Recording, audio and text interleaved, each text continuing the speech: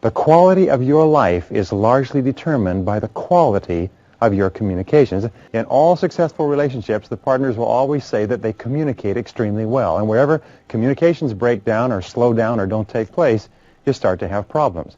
And one of the keys to effectiveness in the world of work is your ability to communicate effectively and well. In fact, even if you work in technical fields like computer programming or engineering, you spend as much as 75% of your time communicating and interacting with other people. So your effectiveness as a person is determined by your effectiveness in getting your message across and in getting the message clearly that the other person is sending. And by the way, there's two forms of communications. The first form is your interpersonal communications, the way you talk to yourself and dialogue with yourself and think and plan to yourself. And the other form of communications is the way you interact with others. And, of course, one affects the other. And wonderfully enough, how to communicate is a learned skill. And you can get better and better at it by learning what the best communicators do and practicing it until it becomes a regular part of your repertoire. Number one, there are three elements to any conversation. A, words only account for 7% of the message. When you talk, it's only 7% is the words. That's why they say in speaking, people will forget most of what you say, but they will remember the way you said it. And B is the tone of voice. The mere tone of your voice accounts for fully 38% of your message. And if you're on the phone, it counts for almost 80% of your message, maybe even more. When you want to sound friendly, warm, reassuring, intimate, or caring when you speak, keep your voice in the lower range where the deeper sounds are. The lower to middle tones are also great when you want to reason with the other person or show that you care or that you're being thoughtful. Also, remind yourself to slow down. It's very difficult to be close, friendly, warm, or thoughtful when you're speaking too quickly. Most of us tend to slow down naturally when we're expressing our deeper emotions, except for maybe anger. And when you slow it down, your voice tones actually drop and it becomes lower and more gentle. Powerful people, by the way, deliberately speak more slowly and with lower tones. They slow it down and they pause.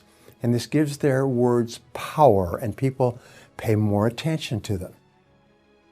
Women, by the way, are very sensitive to tones of voice and to very tiny changes in tones of voice. How many men have heard this? I know I have. When I said, well, I just said this, she said, it's not what you said. It's your tone of voice.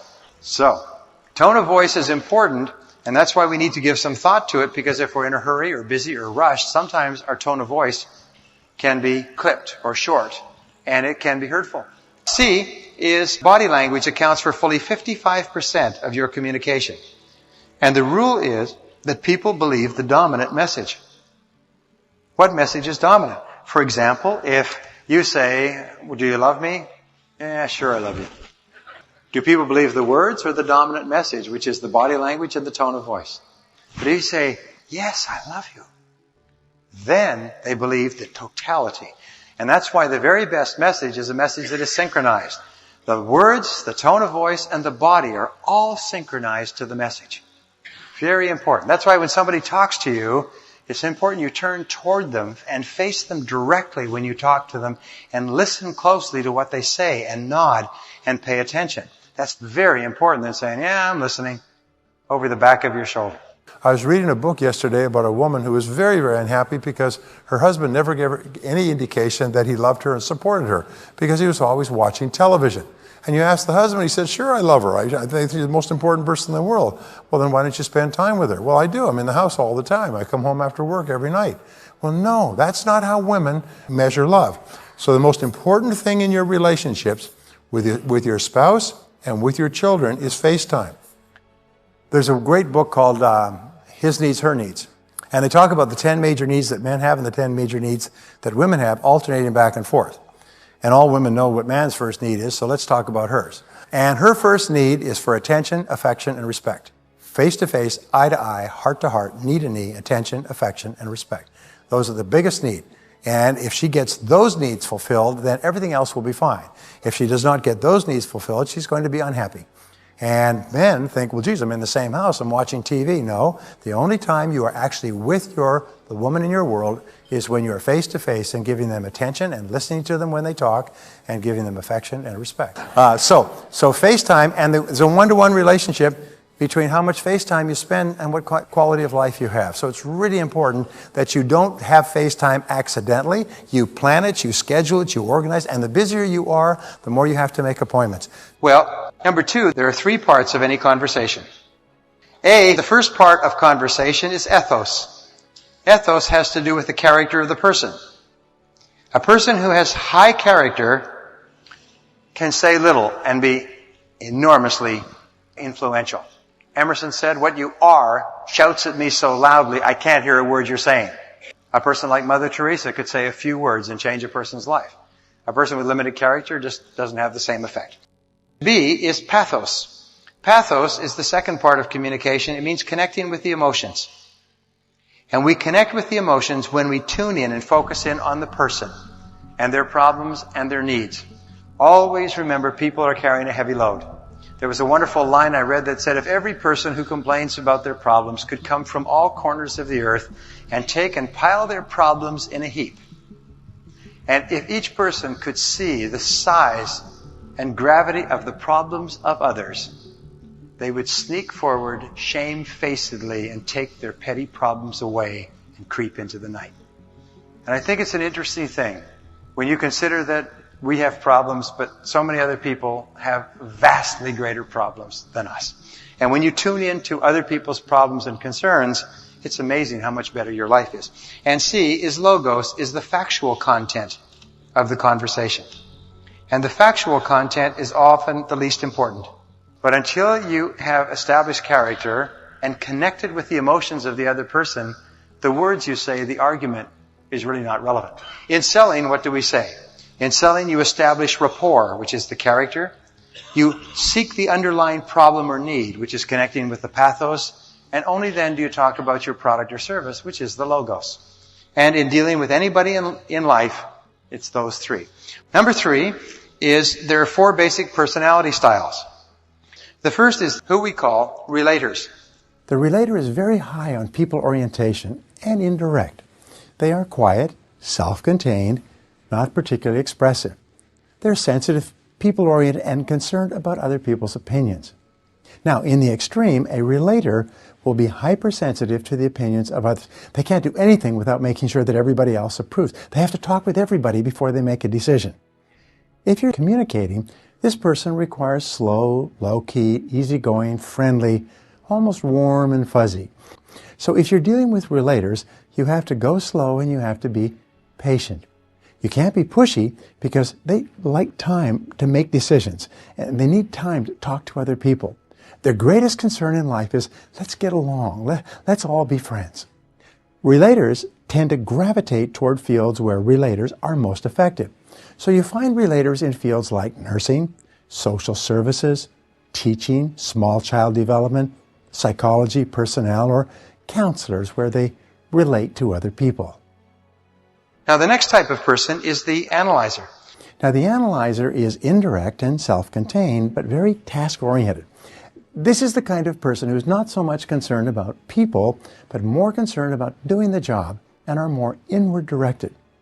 This type of person at the extreme can be an uncommunicative bureaucrat, very meticulous and picky about every detail.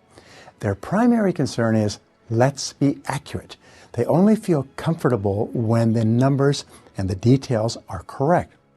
The analyzer, who is fastidious and detail-oriented, wants accuracy and just the facts. Now, where do you think they'll gravitate to in terms of work? Well, they'll gravitate toward accounting, computers, engineering, bookkeeping, computer programming, any field where the problems don't talk back. When you're dealing with an analyzer, concentrate on giving them lots of detail because this is what makes them comfortable with a decision. Now, the third type of person is what we call the director. The director, these people are bottom line oriented, impatient. They make quick decisions and they don't need a lot of detail. They're most concerned with let's get results, get to the bottom line, cut to the chase. Now, who do you think would read the most copies of People magazine so far? Well, the relator. Who do you think is reading Success Magazine, Business Week, Forbes, and Success books and Success audio programs? It's the director, the go-getter, the one who kicks you-know-what and then takes names. The fourth type of personality is what we call the socializer, and sometimes they're called expressive. They like to express themselves a lot. The socializer is outgoing, direct, voluble, and very people-oriented. This person's primary motivation is achievement, and achievement with and through other people. They like to talk about achievement. What are you doing? How did you do it? How did it work? Let me tell you what I did and how it worked for me. Many times they become managers or executives because they have highly integrated personalities. They're very concerned about results, but they're also concerned about people. They have both a strong focus on people and a very strong focus on achievement and getting things done. Now, everybody you meet is in one of these four quadrants or groups. The mistake that most people make is that they treat everyone else as if they were just the same as they were. If you're in sales, by the way, you will miss 3/4 of your potential prospects because you treat them all the way you are.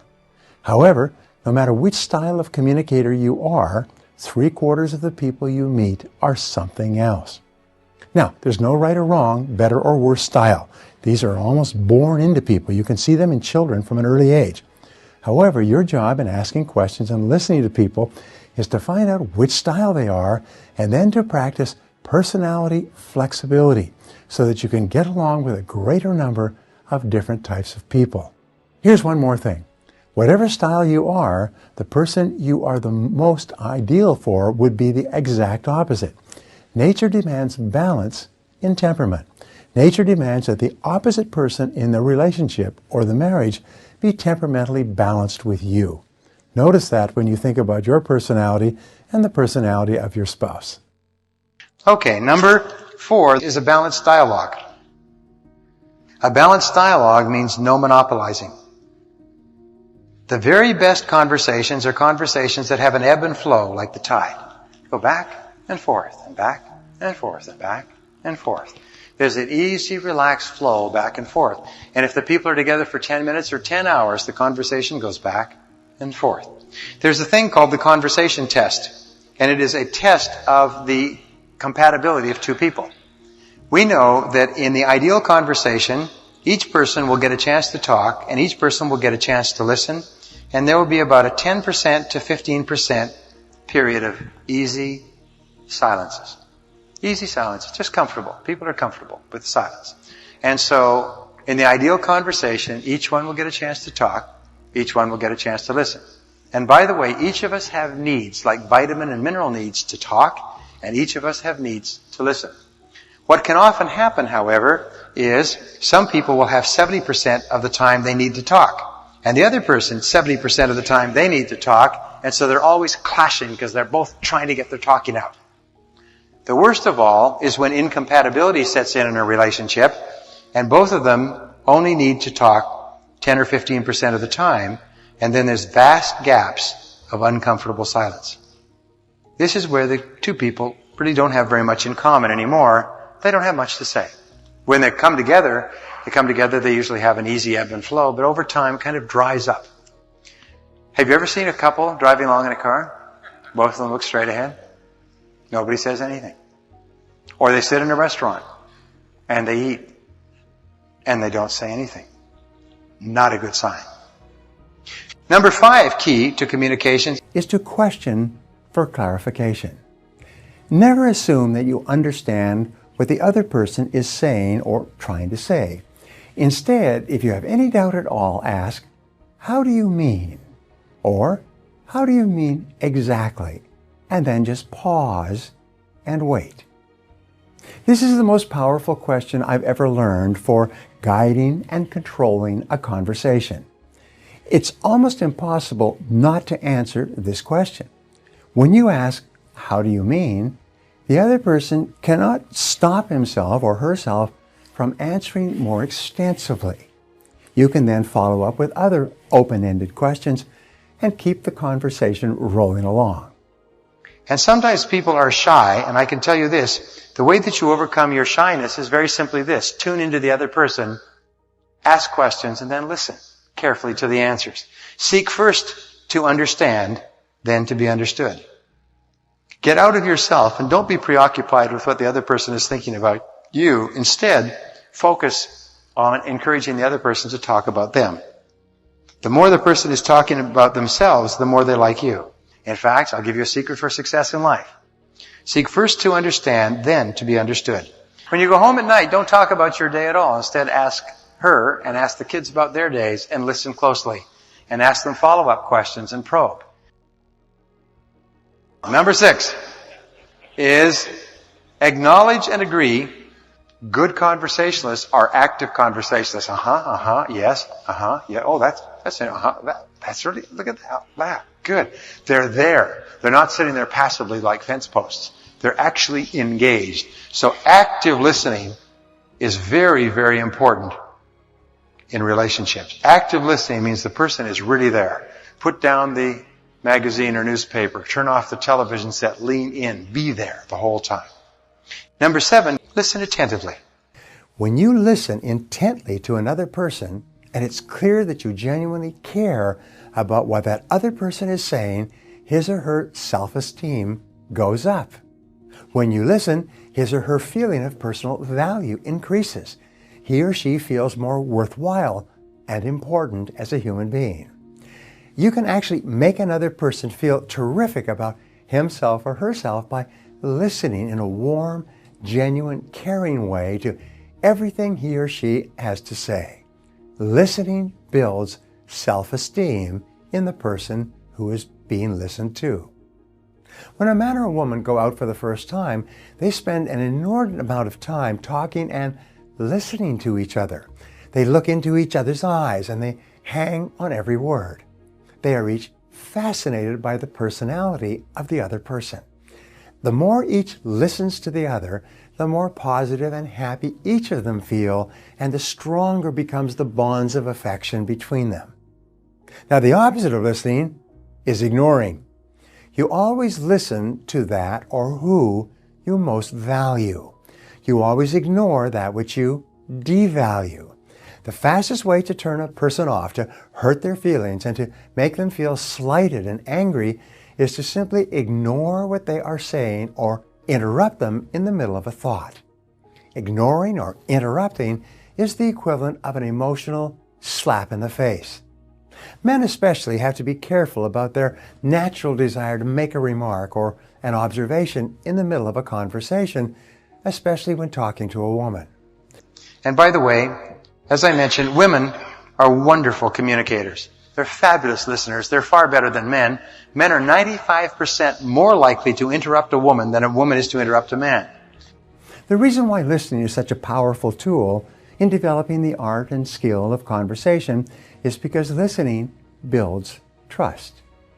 The more you listen to another person, the more he or she trusts you and believes in you. Number 8 is for you to paraphrase the speaker's words in your own words. So after you've nodded and smiled, you can then say, well, let me see if I got this right, or let me see if I understand you exactly. What you're saying is this, and then you repeat it back in your own words. By paraphrasing the speaker's words, you demonstrate in no uncertain terms that you are genuinely paying attention and making every effort to understand his or her thoughts or feelings. Remember, when you can paraphrase what the person said, this is the real test of listening. This is where you really prove that you are really listening. So paraphrase it in your own words. Well, let me make sure I understand what you said. You're concerned about this, and this happened, and that's what happened? Aha. And take the time to paraphrase.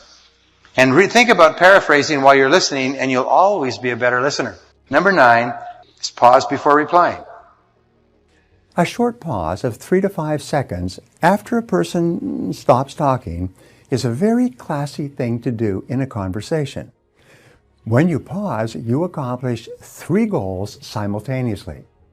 First, you avoid running the risk of interrupting if the other person is just catching his or her breath before continuing.